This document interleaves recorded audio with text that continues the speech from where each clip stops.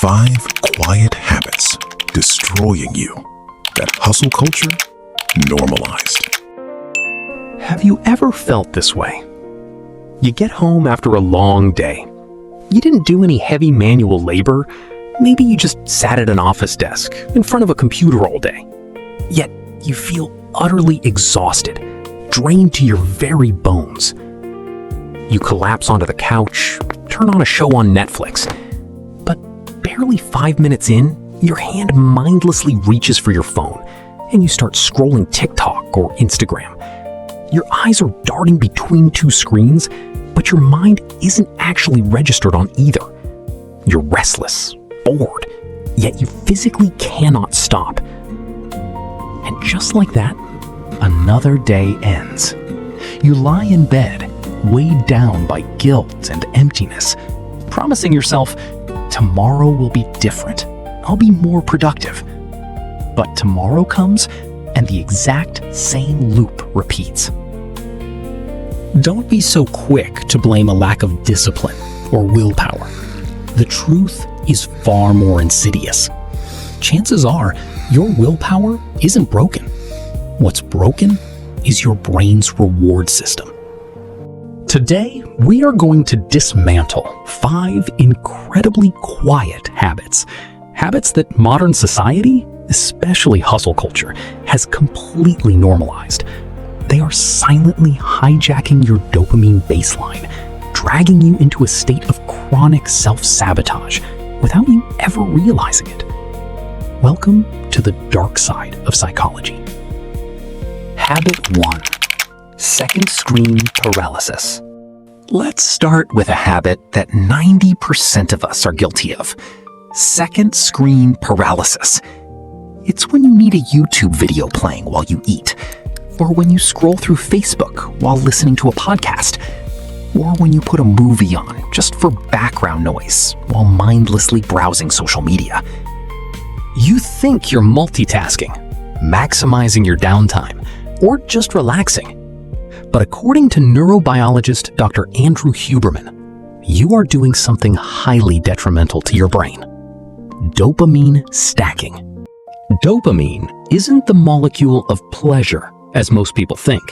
It is the molecule of anticipation and drive. When you stack multiple high stimulation activities at once, tasty food, plus a good show, plus mindless scrolling, you force your brain to release a massive spike of dopamine, far beyond natural levels. The consequence? Your baseline dopamine level gets pushed way too high. The next day, when you need to sit down and do a low stimulation task like reading a book, learning a new skill, or writing a report, your brain rebels. It perceives the task as painfully boring. You feel restless, you procrastinate, and you assume you just lack focus. But that's not it. Your brain is simply craving yesterday's massive dopamine peak.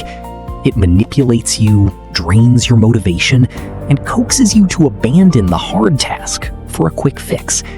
You end up self-sabotaging your success because your brain has become desensitized to anything but high-intensity stimulation. The antidote. The solution isn't to force yourself to tackle hard tasks immediately, but to uncouple your rewards. Relearn how to be bored. When you eat, just eat. When you watch a movie, put your phone in another room. Stop poisoning your brain with cheap, stacked stimulation. Habit 2. The addiction to productivity porn. The second habit is a masterclass in self-deception. I call it productivity porn, the addiction to the illusion of being productive. Be honest, how many hours have you spent watching planning tutorials, self-help podcasts, or downloading the latest time management apps? You feel incredibly satisfied, surging with inspiration, and you go to bed convinced that tomorrow you will be a completely new person. But the next morning, you do absolutely nothing. Why does this happen? This is one of the most sophisticated self-sabotage mechanisms of the mind. When you consume self-development content, Your brain can't distinguish between learning how to do something and actually doing it. It hands you a premature hit of dopamine, as if you've already accomplished the goal. You feel the satisfaction of success without ever breaking a sweat. And once the reward has been delivered, your drive to actually execute is completely extinguished. Why work when you've already been paid in advance? This is why you get trapped in a loop, constantly searching for motivation, constantly consuming inspiring videos, while your life remains completely stagnant. In the book The Big Leap, this is described as the subconscious pulling you back. It prefers familiar misery over the actual effort of stepping into the unknown.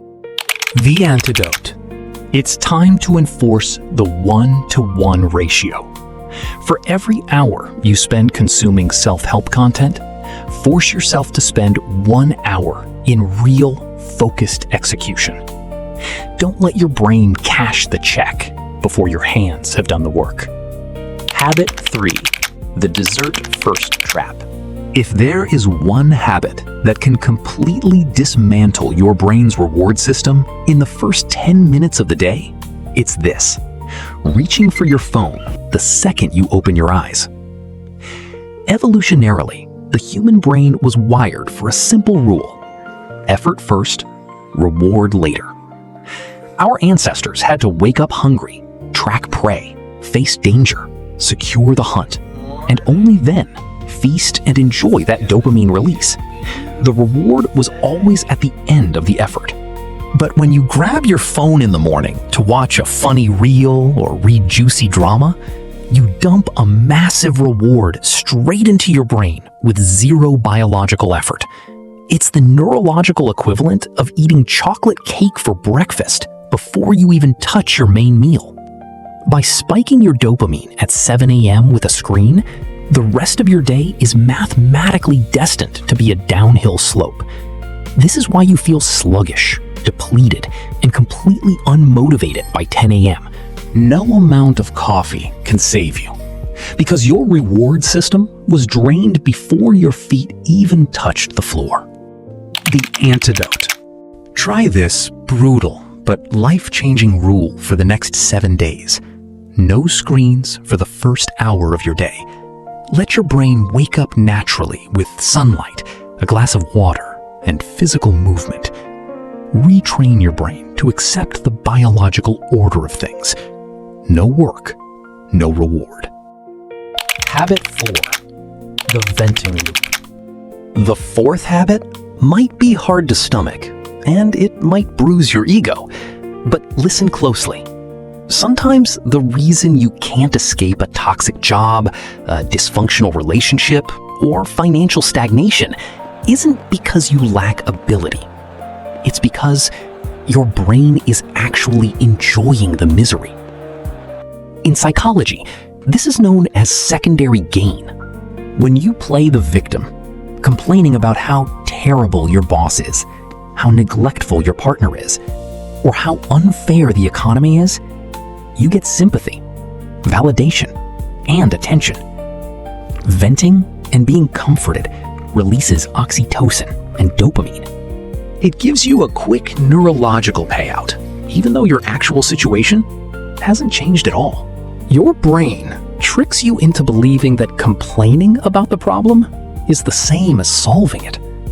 The truth is, you've become addicted to your own grievances. The brain is inherently lazy and risk-averse. It fears uncertainty. Applying for a new job? Too risky. Ending a relationship? Too painful. It would rather stay in familiar misery than step outside and take responsibility for your own life.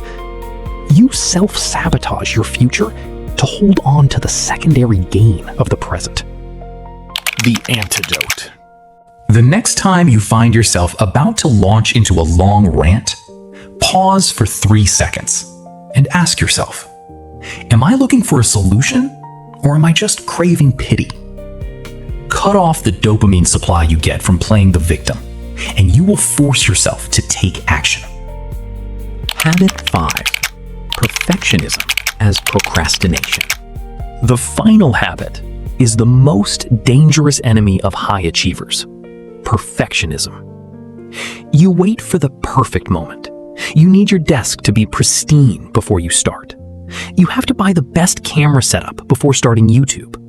You must read 10 more books before writing your first article. You pride yourself on being a perfectionist with high standards, but behavioral psychology strips away that mask and calls it what it really is: self-handicapping. We create impossibly high standards to protect our fragile egos from both the fear of failure and the fear of success. Endlessly preparing gives your brain an illusion of control.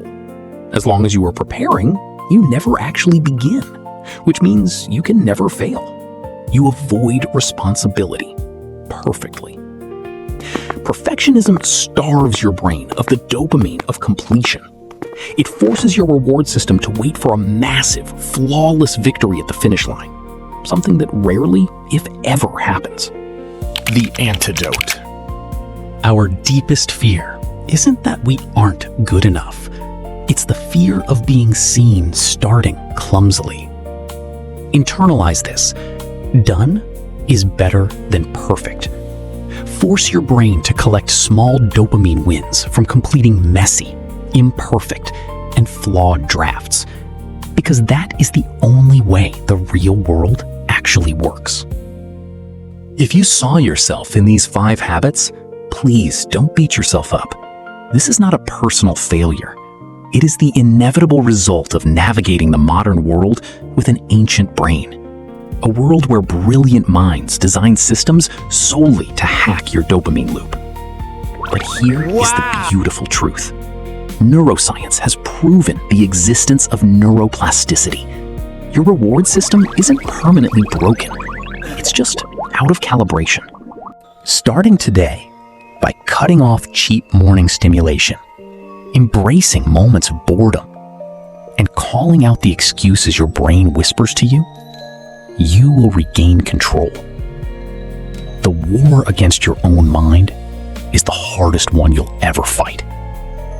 But the prize is a life that is truly yours. You have the power to change this. If you found a sense of peace or a solution you can apply today, please leave a like and share it with those around you. It's the simplest way for us to spread positive energy together. And don't forget to subscribe to the channel so we can continue our journey of unraveling the deepest secrets of human psychology. Thank you for walking with me today. Remember to be gentle with yourself. I'll see you in the next one.